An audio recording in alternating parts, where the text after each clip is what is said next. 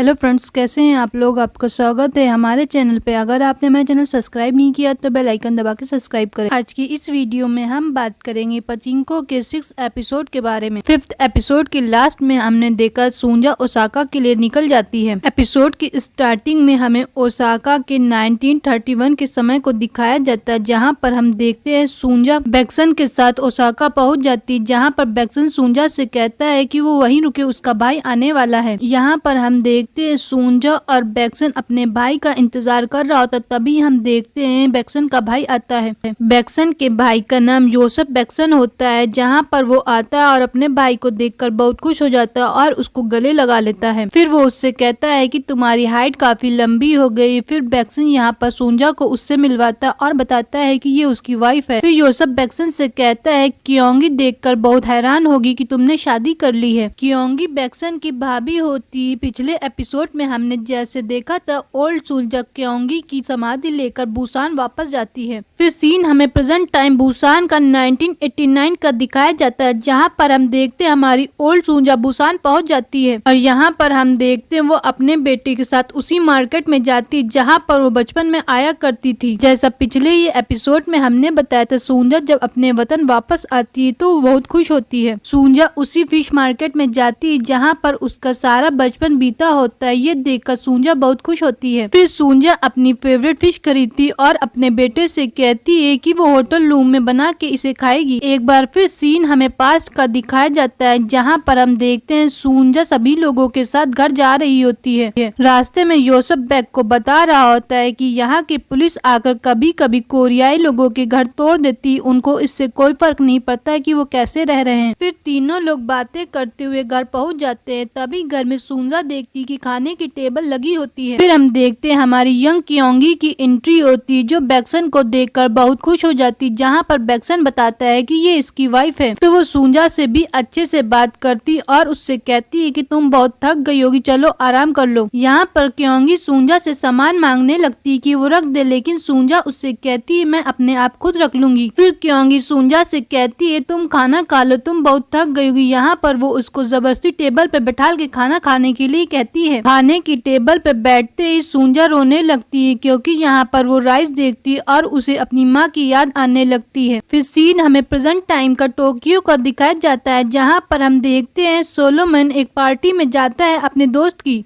यहाँ पर सोलोमन का फ्रेंड अपनी फियांसे से सोलोमन को मिलवाता और कहता है कि ये अभी अमेरिका से आया है और ये बहुत अच्छा रहा है पढ़ाई में।